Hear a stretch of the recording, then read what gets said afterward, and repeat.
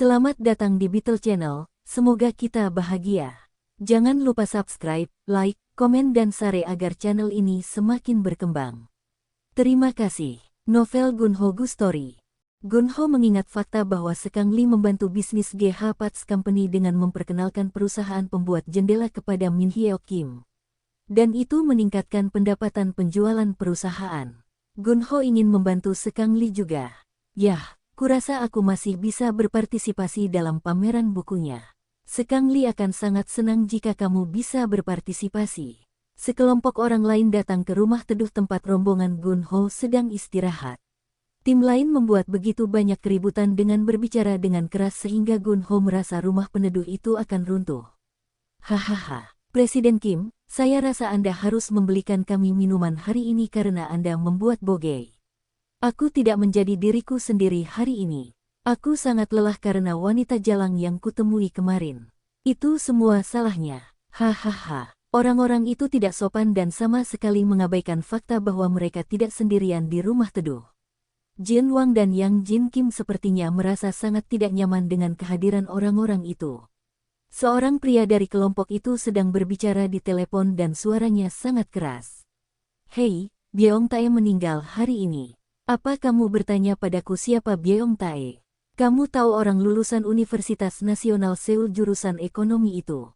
Ya, benar, itu dia. Gunho tidak bisa mengetahui siapa Byeong Tae, tentu saja, tapi dia bisa melihat dari perguruan tinggi mana seseorang lulus mengikuti orang itu sampai dia meninggal. Ayo pergi dari sini. Gunho, Jin, dan Yang Jin keluar dari Shade House. Mereka tidak tahan dengan pihak lain. Jin Wang bertanya, apa yang dibicarakan pria itu di telepon? Dia berisik sekali. Yah, katanya seseorang yang belajar ekonomi di Universitas Nasional Seoul meninggal dunia. Apa hubungannya kuliahnya dengan kematiannya? Aku juga bertanya-tanya tentang hal itu. Yah, itu yang disebut teori kemiripan. Teori kemiripan. Orang-orang berusaha menemukan kualitas yang sama dengan mereka pada sesuatu atau orang lain. Mereka kemudian mengevaluasi orang lain atau benda itu, dan pada akhirnya mereka ingin merasa bahwa dirinya lebih baik dari orang lain atau barangnya lebih baik dari barang lainnya. Jin, kamu sangat berpengetahuan. Kamu memang seorang profesor. Itu biasanya disebabkan oleh pikiran seseorang yang labil dan tidak percaya diri. Soalnya, selama orang punya mentalitas seperti itu, kita tidak akan bisa lepas dari penilaian berlebihan terhadap pentingnya lulus dari universitas ternama, entah itu di Korea atau Cina. Gunho mengira dia bisa memahami sekitar setengah dari apa yang baru saja dikatakan Jin Wang. Orang-orang membicarakan seseorang lulusan Universitas Nasional Seoul seolah-olah dia sangat dekat dengan orang tersebut, padahal itu tidak benar. Itu bisa ditemukan dalam kampanye politik juga. Karena Korea adalah negara demokratis dengan banyak pemilu setiap tahunnya, Anda mungkin ingin mengamatinya dengan mempertimbangkan teori ini. Seperti apa? Beri aku beberapa contoh. Jika seorang pria yang sangat tampan mencalonkan diri sebagai kandidat kongres, orang-orang yang sangat menghargai penampilan dengan pikiran dan pengetahuan yang dangkal akan memilih pria tersebut. Itu adalah teori kemiripan. Sial, orang jelek bahkan tidak bisa mencalonkan diri dalam pemilu. Menurut apa yang baru saja kamu katakan. Ketiga pria itu terus berbicara sambil berjalan di lapangan golf. Anda sudah merasakan beberapa manfaat dari teori kemiripan. Saya, apa manfaatnya? Anda menghasilkan banyak uang dengan membeli sebuah kondominium di sekitar Danau Barat di kota Hangzhou, yang hanya dihuni oleh orang-orang kaya. Pengacara Yang Jin Kim yang mendengarkan percakapan tersebut tampak terkejut. Gunho Go, apakah Anda berinvestasi di real estate di Tiongkok?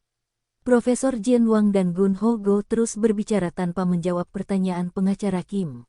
Saya mendengar harga properti sebenarnya di distrik Gangnam, kota Seoul terus meningkat akhir-akhir ini. Teori yang sama juga berlaku di sana. Warga kota Hangzhou ingin tinggal di daerah kaya di sekitar Danau Barat, seperti halnya warga di kota Hangzhou. Seoul ingin tinggal di Gangnam. Begitu mereka tinggal di daerah tersebut, mereka mulai pamer. Mereka menunjukkan bahwa mereka tinggal di daerah yang sama dengan orang-orang kaya lainnya, menyiratkan bahwa mereka adalah bagian dari daerah tersebut. Wow, saya sangat terkesan dengan pengetahuan Anda yang luas. Yah, banyak orang kaya yang mengumpulkan kekayaannya sejak usia dini sudah mengetahui hal ini. Saya mempelajarinya dari membaca buku. Orang kaya mengetahui hal ini seperti naluri dan mereka menerapkannya dalam kehidupan mereka.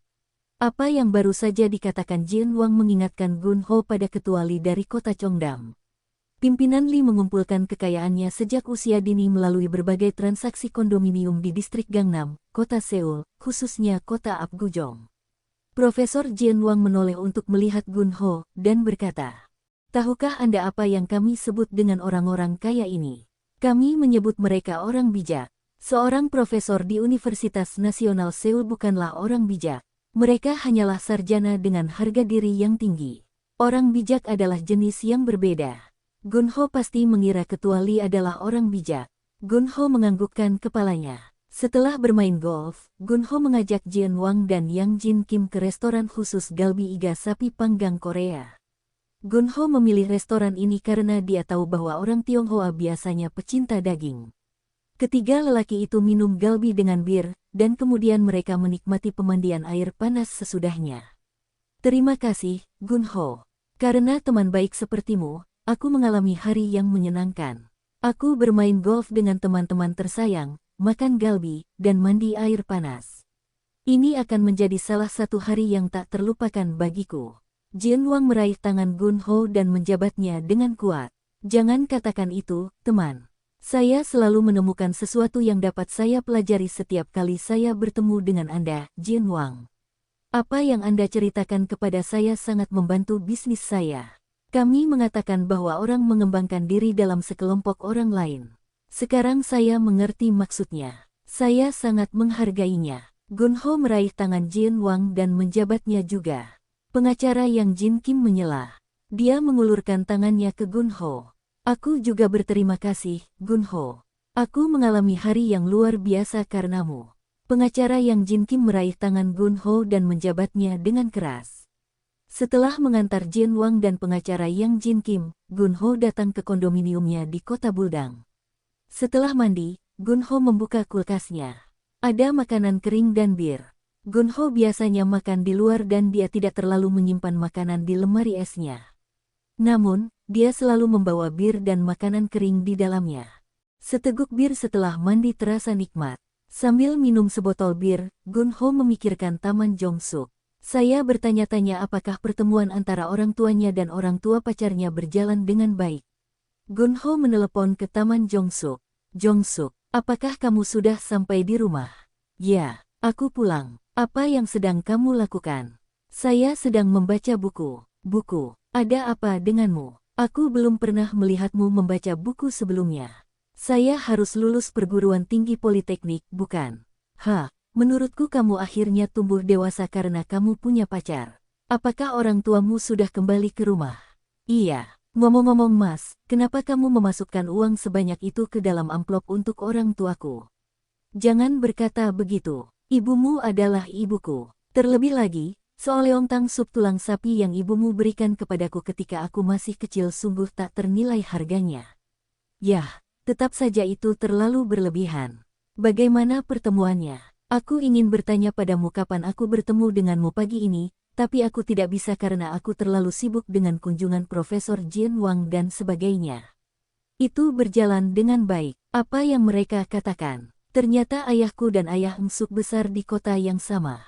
"Engsuk, itu nama pacarmu?" "Ya, dia adalah Engsuk Bang."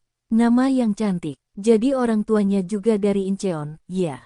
"Tidak, tidak. Ayahku berasal dari kota Dangjin di provinsi Chungcheon, begitu pula ibuku. Mereka bukan dari kota Incheon." "Oh, begitu. Jadi mereka baru menetap di kota Incheon setelah pindah dari kota Dangjin." Karena mereka besar di kota yang sama, mereka terlihat senang berbincang satu sama lain, terutama membicarakan masa lalu di kota itu. "Jadi, itu bagus. Benarkah? Selamat kawan. Kurasa kamu akan segera menikah." "Ayah Engsuk menyarankan orang tuaku untuk pindah ke kota Cheonan setelah kami menikah." "Benarkah? Kenapa begitu?" "Engsuk adalah anak satu-satunya dan aku adalah satu-satunya anak di keluarga. Jadi begitu kami menikah, kedua orang tuanya akan merasa kesepian tanpa anak di rumah mereka." "Benarkah? Apa kata orang tuamu?" Mereka hanya tersenyum tanpa mengatakan sepatah kata pun tentang hal itu, tapi sepertinya mereka sedang mempertimbangkannya.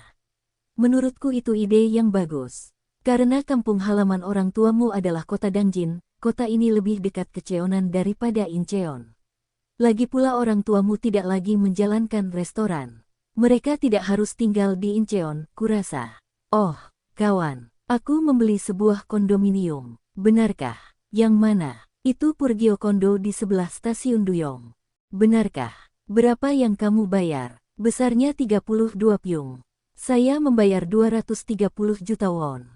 Apakah kamu membelinya dengan hipotek? Tidak, aku tidak perlu melakukannya. Aku menabung sejumlah uang selama 7 tahun karirku di pabrik. Jumlahnya sekitar 80 juta won. Dan orang tuaku membantuku dengan 150 juta won. Benar-benar. Orang tuaku sebenarnya sudah menabung sejumlah uang untukku selama bertahun-tahun, jadi mereka ingin membelanjakannya saat aku menikah. Jadi aku membeli kondominium itu tanpa hutang. Orang tua Jongsuk tidak kaya tetapi mereka sudah lama menjalankan restoran, sepertinya mereka menabung banyak uang untuk Jongsuk. Bagaimanapun, Jongsuk adalah anak tunggal mereka. Karena Jongsuk tidak memiliki saudara kandung, ia menganggap Gunho seperti saudara kandungnya.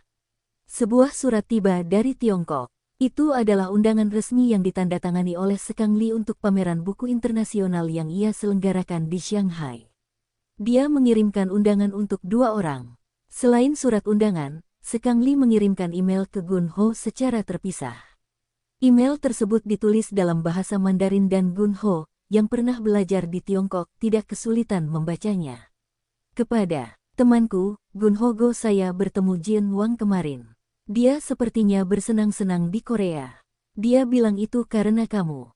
Dan, dia memberitahu saya bahwa dia berbicara dengan Anda tentang pameran buku internasional yang saya selenggarakan di Shanghai. Saya tidak yakin tentang Korea, tapi di Tiongkok, surat kabar Guangdian Zhongju mengelola publikasi di wilayah Beijing, dan Guangbo Yingxiju yang merupakan Biro Urusan Kebudayaan dan Media tempat saya bekerja mengelola publikasi di wilayah Shanghai.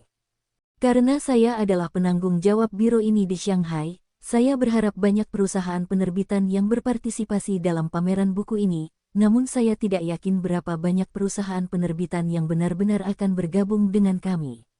Saya diberitahu bahwa Anda memiliki perusahaan penerbitan Media GH. Jika Presiden GH Media dan pemiliknya dapat datang untuk mengikuti pameran buku kami, saya akan sangat menghargainya. Aku merasa seperti aku selalu meminta bantuanmu tanpa banyak membantumu dan aku minta maaf karenanya. Jika Anda bisa datang ke pameran buku saya akan berhutang banyak kepada Anda. Dari Sekang Li dari Shanghai. Setelah membaca email dari Sekang Li, Gunho menelepon Presiden Jong Suk Sin di GH Media. Ya Tuan, ini Jong Suk Sin. Presiden Sin, saya telah menerima buku pertama dan kedua dari serial kartun yang Anda kirimkan kepada saya sebelumnya. Kami sudah menyiapkan buku ketiga dan keempat, dan kami sudah mengirimkannya kepadamu. Buku-buku itu akan tiba di kantormu besok. Apakah penjualannya bagus? Kami sudah mencetak edisi ketiga dari buku pertama dan kedua serial kartun sejarah dunia. Buku-buku ini sudah terbukti menjadi buku terlaris di Amazon.com. Saya tahu buku ini akan sukses, namun sebenarnya terjual lebih banyak dari yang saya perkirakan. Itu terdengar baik. Para pekerja di sini khawatir saat pertama kali kami menaruhnya di toko buku.